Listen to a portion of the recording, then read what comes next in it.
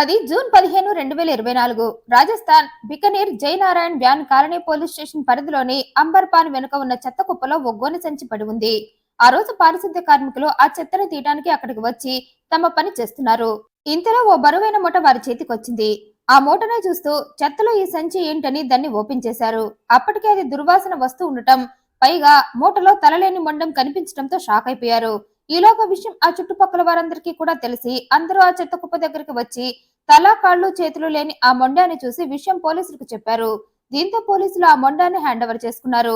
మొండానికి తల కాళ్ళు చేతులు లేవు అంటే ఆ మిగిలిన భాగాలన్నీ ఇంకో చోట పడేసి ఉంటారని వాటి కోసం సెర్చింగ్ స్టార్ట్ చేశారు. ఇక అప్పుడే వారికి జోధ్పురాలోని కాలువలో తల చేతులు కాళ్ళు కనిపించాయి. అవి వారికి దొరికిన మొండంతో మ్యాచ్ అయ్యాయి. కాకపోతే ఆ మహిళ ఎవరా అని తెలియలేదు. అందుకే శవాన్ని శవ పరీక్షకు పంపి ఖననం చేసేశారు. ఆ తర్వాత ఆ మహిళని ఎవరు చంపారని ఆ మొండెం కాళ్ళు చేతులు తల దొరికిన ప్రాంతాలలోని సీసీటీవీ ఫుటేజ్ ని చెక్ చేశారు. అప్పుడే అందులో వారికి ఓ కారు కనిపించింది. ఆ కారులో వాళ్ళ సంచులని అక్కడ పడేసి వెళ్లటం చూశారు. ఆ పడేసింది ఇద్దరు వ్యక్తులని కన్ఫర్మ్ చేసుకుని ఆ కార్ నంబర్ ఆధారంగా వాళ్ళిద్దరిని పట్టుకున్నారు. విచారణలో ఆ ఇద్దరు ఆ మహిళని చంపింది మేమే అని చెప్పారు. అయితే ఎందుకు చంపారు అని అడిగితే వాళ్ళు చెప్పింది విని ఆశ్చర్యపోయారు పోలీసులు. ఇలాంటి కారణాలతో కూడా హత్య చేస్తారా అనుకున్నారు. ఇక వీళ్ళ స్టోరీలోకి వెళ్తే ఈ ఫోటోలో కనిపిస్తున్న మహిళ పేరు సంగీత. వయసు 35 సంవత్సరాలు. ఈమెకు కొన్నేళ్ల క్రితం జోధ్పూర్ లో ఉండే ముస్కాన్ తో స్నేహం ఏర్పడింది. ఇద్దరు ఫస్ట్ మీట్ లోనే ఫ్రెండ్స్ అయిపోయారు. అప్పుడే ఒకరి నెంబర్స్ మరొకరు ఇచ్చిపుచ్చుకున్నారు. ఇక అప్పటి నుండి డైలీ కాంటాక్ట్ లో ఉండటం, ఒకరి ఇళ్లకు మరొకరు వెళ్లి రావడం చేస్తున్నారు. అయితే వీళ్ళిద్దరూ అమ్మాయిలే కావటంతో ఇరు కుటుంబాలు వీరి స్నేహానికి అడ్డు చెప్పలేదు. ఇక అప్పటి నుండి ఇద్దరిది ఒకే కంచం ఒకే మంచం టైప్ లో తయారైపోయారు. వీళ్ళ ఫ్రెండ్షిప్ ని చూసి వీళ్ళిద్దరిని ఎప్పుడు ఎవరు విడదీయలేరు అనుకున్నారంతా. అయితే అప్పుడే మీ స్నేహాన్ని విడదీయటానికి నేనొకడిని వచ్చా అంటూ వికాస్ మాన్ అనే వ్యక్తి వీళ్ళిద్దరి మధ్యలోకి వచ్చాడు. అతని రాకతో అక్కా చెల్లెల్లా ఉండే వీళ్ళిద్దరి మధ్య మనస్పర్ధలు వచ్చాయి. ఈ ముస్కాన్ సంగీతని అక్కగా భావించేది. అందుకే ఏ విషయమైనా ఇద్దరు కలిసి నిర్ణయాలు తీసుకునేవారు. కానీ ఓసారి సంగీత మాత్రం ముస్కాన్ ఇష్టానికి వ్యతిరేకంగా ఓ నిర్ణయం తీసుకుంది. అదే ఈ వికాస్ విషయంలో. ఈ వికాస్ టూర్ మరియు ట్రావెల్స్ లో పనిచేస్తూ పనిలో పనిగా ఓసారి సంగీతతో మాటలు కలిపాడు. ఆ మాటలు కాస్త ఇద్దరి మధ్య ఎఫైర్ దాకా వెళ్ళింది. అయితే ఆ విషయం మొదట్లోనే సంగీత ముస్కాన్ కి చెప్పింది. నేను వికాస్ అనే అబ్బాయిని ప్రేమిస్తున్నా అంటూ వికాస్ ని ముస్కాన్ కి పరిచయం చేసింది.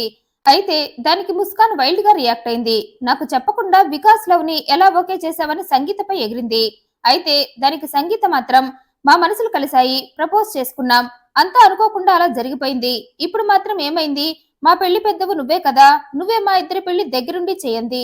అయితే ఆ మాటకు ముస్కాన్ మరింత కోపంగా, పెళ్ళ తొక్క, అసలు ఈ వికాస్ నాకు నచ్చనే లేదు, ఇక ఇతరుతో నీకు పెళ్లి చేయాలా అని వికాస్ ముందే అనేసింది. దీంతో వికాస్ నొచ్చుకున్నాడు. ఇక సంగీత గుండె సాగరమైపోయింది. నా ప్రియుడే నచ్చలేదంటావా? అంటే నా సెలక్షన్ అంత బ్యాడ్నా? అయినా నా ప్రియుడు నాకు నచ్చితే చాలు, నీకు నచ్చాల్సిన అవసరం లేదంది. దీంతో ఇద్దరి మధ్య గొడవ మొదలైంది. ఆ గొడవ కాస్త రోజులు గడిచే కొద్దీ పెరుగుతూ పోయాయి. ఆ వికాస్ విధవ నాకు నచ్చలా, అందుకే అతన్ని వదిలేయని ముస్కాన్, వికాస్ నాకు నచ్చాడు, నీకు నచ్చాల్సిన అవసరం లేదని సంగీత వాదించుకున్నారు. అక్కడితో ఆ వాదన ఆగలేదు. అది కాస్త స్నేహితురాళ్ళిద్దరూ విడిపోయేదాకా వెళ్ళింది. తన ప్రియుణ్ణి అసహించుకుంటున్న ముస్కాన్ ని సంగీత అసహించుకుంటూ ఆమెను దూరం పెట్టేసింది. అయితే దాన్ని ముస్కాన్ భరించలేకపోయింది. ఎవడో మధ్యలో వచ్చిన గొట్టంగాడి కోసం నన్ను దూరం పెడతావా అని సంగీతతో గొడవ పడింది. అంతేకాదు, నువ్వు వెంటనే నీ ప్రియుడికి బై బై చెప్పి నా దగ్గరికి వచ్చేమంది. మనిద్దరం కలిసిందామంది ఒకప్పట్లా.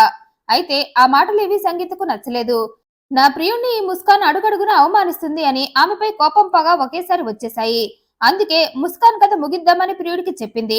అప్పటికే ముస్కాన్ లెక్కలేనన్ని సార్లు తనని తన ముందే అవమానిస్తూ ఉండటంతో ఆమె అవమానానికి ప్రతీకారం తీర్చుకుందామన్నాడు ప్రియుడు కూడా. అలా ఇద్దరు కూడా బలుక్కొని 2024 జూన్ 12న ముస్కాన్ ని చంపేయాలి అనుకుని ప్లాన్ చేసుకుని తమ ప్లాన్ లో భాగంగానే సంగీత ముస్కాన్ కి ఫోన్ చేసి నీతో మాట్లాడాలి, నేను నిన్ను వచ్చి కలుస్తా అంది. అప్పటికే సంగీత తనని దూరం పెట్టడంతో ఆ ఎడబాటు తట్టుకోలేక సరే అంది ముస్కాన్. దీంతో సంగీత ముస్కాన్ ని కారులో పిక్ చేసుకుంటా అని చెప్పి కారులో తన ప్రియుడితో పాటు ఆమె దగ్గరికి వెళ్లి ముస్కాన్ ని కారులో ఎక్కించుకుంది. అయితే కారు లోపల వికాస్ ని చూడగానే మళ్లీ రెచ్చిపోయింది ముస్కాన్. ఈ మున్సిపాలిటీ గాడిని కారులో తెచ్చావేంటుంది? ఆ ఒక్క మాటకు సంగీతకు వికాస్ కి సర్రుమంటూ బీపీ పెరిగిపోయింది. దీంతో ఇద్దరు కారు ఆపి ఒక్కసారిగా ముస్కాన్ పీక పట్టుకున్నారు. ముస్కాన్ ముక్కు మూతి మూసేసి వదలమని గింజుకున్నా వదలకుండా, ఇంకెప్పుడు నువ్వు ఇలా చెత్తగా వాగటానికి నీకు ఛాన్స్ ఇవ్వం, ఇప్పుడే నీ ప్రాణాలను పైకి పంపుతామని ఓ కొడవలతో ముస్కాన్ మెడపై కోసి చంపేశారు. ఆ తర్వాత ఓ మంచి ప్లేస్ చూసుకున్నారు. అది సీసీ కెమెరాలు లేని ప్లేస్. ఆ తర్వాత ముస్కాన్ శవాన్ని అక్కడే పడుకోబెట్టి కట్ చేసే ప్రోగ్రాం మొదలు పెట్టారు. తమ దగ్గర ఉన్న కొడవలతో ముందుగా ముస్కాన్ తల ముండెం వేరు చేశారు. ఆ తర్వాత ఆమె కాళ్ళు చేతులు కూడా సపరేట్ చేసేశారు. అయితే ఆమె చేతులు నరుకుతున్నప్పుడు ముస్కాన్ చేతుల మీద ఆమె పేరుతో పాటు రకరకాల టాటూలు కనిపించాయి వారికి. దీంతో ఆ పేర్లను టాటూలను చూసి ఆ శవం ముస్కాన్దిగా ఎవరైనా గుర్తుపడతారేమో అనుకుని తమ చేతిలో ఉన్న కొడవలతో ఆ టాటూలన్నింటినీ చెరిపేశారు. ఆ తర్వాత మటన్ కొట్టోడు నీటిగా మటన్ ని ప్యాక్ చేసినట్లుగా ఆమె తల, కాళ్ళు, చేతులు ఓ సంచిలో, మొండాన్ని మరో సంచిలో నీటిగా ప్యాక్ చేసి ఈ రెండు సంచులను ఎక్కడ పారేయాలని తెగ ఆలోచించారిద్దరు. ఎందుకంటే రెండు సంచులను ఒకే చోట పారేస్తే తాము ఖచ్చితంగా దొరికిపోతామనుకున్నారు ఇద్దరు. అందుకే ఓ సంచిని ఓ చోట, మరో సంచిని మరో చోట పారేసి పోలీసుల్ని కన్ఫ్యూజ్ చేసి ఆ కన్ఫ్యూజ్ లోనే వాళ్ళని ఉంచేసి కేసు నుంచి బయటపడాలనుకున్నారు.